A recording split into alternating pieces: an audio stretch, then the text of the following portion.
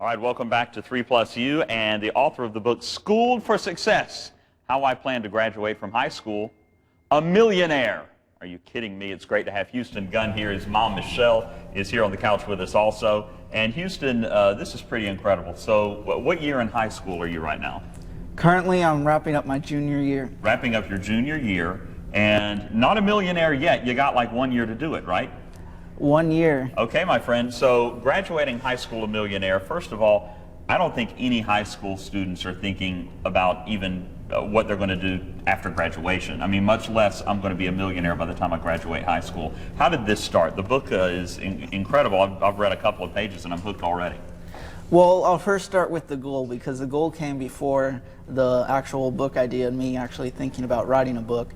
It actually happened my first day of high school when I was a freshman back in the Seattle, Washington area. And we had what was a welcome to high school assembly where the leadership teacher went on to announce, if you get good grades, go on to college, graduate from college with a degree, and go out and get a job, on average you will earn $1 million in your lifetime. And everyone was going wild and cheering for that, the teachers, students, staff.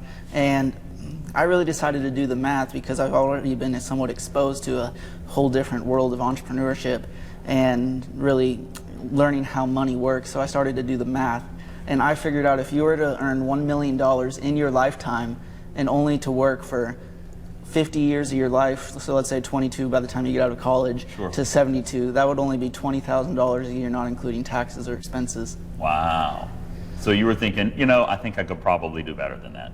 Absolutely, and I think everyone should set to do better than that and be worth more than $1 million in their lifetime. Okay, let's bring Mom into this for a second. Michelle, is this something that, is this just an unusual prodigy child that just happened to be dropped out of the sky to you guys, or is this something that is taught, that spirit of entrepreneurism? Is it taught from the home, or how do you as a parent respond to this? Well, he's grown up in a home and we've been entrepreneurs, so he's been exposed to it his whole life and seeing business and watching parents, grandparents, and great-grandparents be entrepreneurs.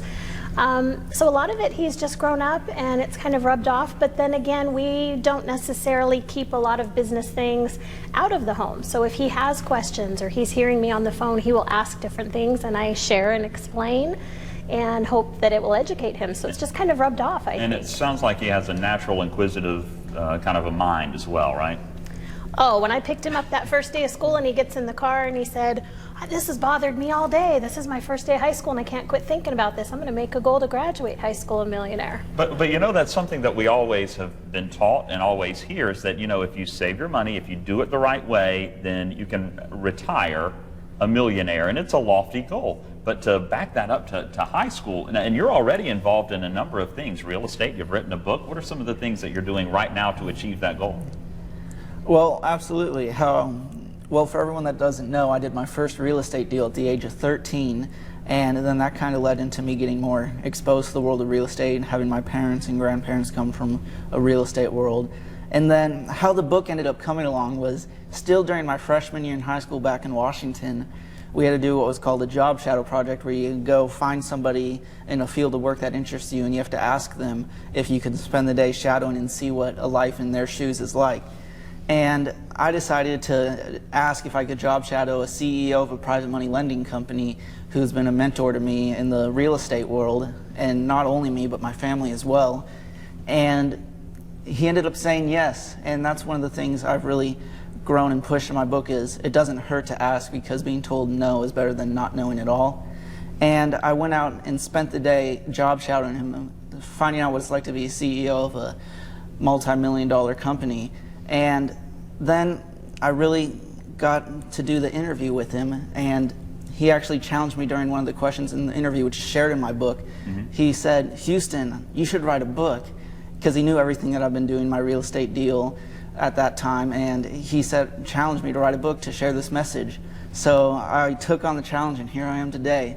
Houston, I mean, this is an incredible story, and I'm looking forward to reading the book. Is it a mixture, and for other high school students that are watching, for maybe some of the moms of those high school students that are like, oh, tell me how to get $1 million, is it a combination of learning the information you need to know? You said this is a mentor of yours, this person in real estate. Is it a combination of that plus drive and making yourself get out of your box and get uncomfortable a little bit? Or what is the main ingredient to that?